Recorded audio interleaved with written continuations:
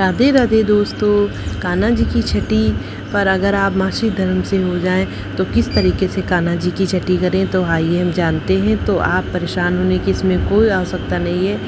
आप अगर आपकी मासिक धर्म का तीसरा दिन पूरा हो गया हो तो आप बालों को धुल करके कान्हा जी का भोग बना सकती हैं। हाँ, लेकिन ध्यान रहे आपको कान्हा जी का भोग जो है आपको खुद नहीं आपको खिलवाना है। आपको घर में सास या आपके जो पतिदेव हों उनसे आप खिलवा सकते हैं। तो उस कान्हा जी की छठी है करवा लीजिए। तो उसमें आपको कान्हा जी को सबसे पहले आप गंगा जल मिश्रित जल से स्नान करवाइए। आप चाहें तो दूध मिश्रित जल से भी करवा सकते हैं। तो जो आपके पास हो तो आप उससे आप चाहें तो स्नान करवा लीजिए कान्हा जी को। और फिर शुद्ध वस्त्र में कान्हा जी को रख के, जैसे एक छोटे बच्चे को हम लोग अपने नहला के टॉवल से पोंछते हैं, उसी तरीके से आप कान्हा जी को रखे और फिर नए वस्त्र पहनाइए। आज कान्हा जी की छठी है तो कान्हा जी को आप नए वस्त्र पहनाइए और उनका पूर्ण श्रृंगार कीजिए कान्हा जी का। कहते हैं ना कि जिस तरीके से भोलेनाथ बाबा एक लोटा जल से प्रसन्न होते हैं, तो कान्हा जी जो हमारे हैं वो श्रृंगार से प्रसन्न होते हैं। तो ये कान्हा जी हमारे जो हैं, कृष्ण जी हमारे श्रृंगार प्रिय देवता हैं। तो इनको जितना भी कोई श्रृंगार करेगा वो बहुत प्रसन्न होते हैं। तो अष्टगंध तिलक लगाइए चंदन का और कान्हा जी को वैजयंती माला पहनाइए जिसमें राधा जी का नाम भी लिखा हो, ऐसा उसमें पेंडेंट पड़ा हो तो कृष्ण जी बहुत प्रसन्न होते हैं। और मुकुट लगाइए, बंसी वृद्धि पहनाइए, मतलब जो आपके पास कान्हा जी का श्रृंगार हो वो आप कान्हा जी का बहुत अच्छे से श्रृंगार करिए। इससे हमारे कान्हा जी बहुत प्रसन्न होते हैं। और फिर कान्हा जी को हम भोग लगाएंगे जो हमने श्रद्धा से बनाया था, वो कान्हा जी को हम जल समर्पित करेंगे। इदं जलम निवेदयामि, इदं पुष्पम समर्पयामि। और कान्हा जी को हम पूजा में हमेशा ही कान्हा जी के पूजा में हम तुलसी जी का दल का इस्तेमाल करते हैं। तो हम कान्हा जी को तुलसी दल चढ़ाएंगे। और मिश्री कान्हा जी को बहुत ही पसंद है तो आप कान्हा जी को मिश्री खिलाइए। माखन तो माखन खिला सकते हैं। और आज है कान्हा जी की छठी तो कान्हा जी को काजल भी लगाएंगे, तो उनकी आँखों में काजल को स्पर्श कराइए।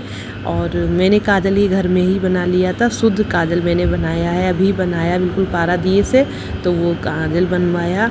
और फिर कान्हा जी की छठी में मैंने भोग बनाया था, तो कढ़ी चावल, दही बड़ा और ये सूखे बड़ा और ये मेवा मिश्रित खीर कान्हा जी को भोग लगाइए। इदम निवेद्यम निवेदयामि कहते हुए कान्हा जी से कहे कि हे प्रभु, मैंने श्रद्धा से आपकी छठी में आज भोग बनाया है, हे प्रभु स्वीकार करिए, मेरा भोग श्रद्धा से प्रभु स्वीकार करिए।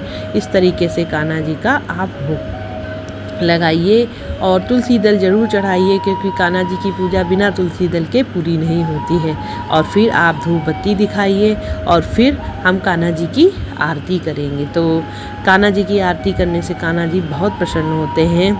तो आरती बाल कृष्ण की कीजे, अपना जन्म सुफल कर लीजे। श्री यशोदा को परम दुलारो, बाबा की अखियन को तारो।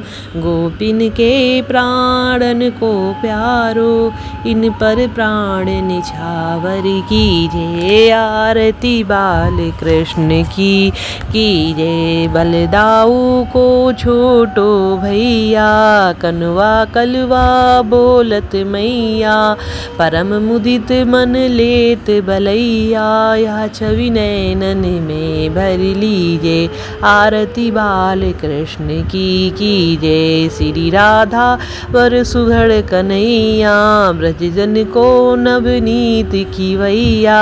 देखत ही मन लेत बलैया, अपनो सर्वस इनको दीजे। आरती बाल कृष्ण की कीजिए। इस तरीके से कान्हा जी की आरती कीजिए और आपके मंदिर में जो भगवान है उनकी भी 3 बार आरती कीजिए और कहिए कि हे प्रभु, मैंने बड़ी श्रद्धा से आपकी छठी की पूजा करी है, भोग लगाया है प्रभु, कोई भूल चूक हो भगवान माफ़ करिए। तेरा तुझको अर्पण का लागो मेरा, हे प्रभु मैंने आपको जो वो आपको ही समर्पित है। प्रभु दया करो, रक्षा करो। तो भगवान रक्षा करें। जय श्री राधे, जय श्री राधे।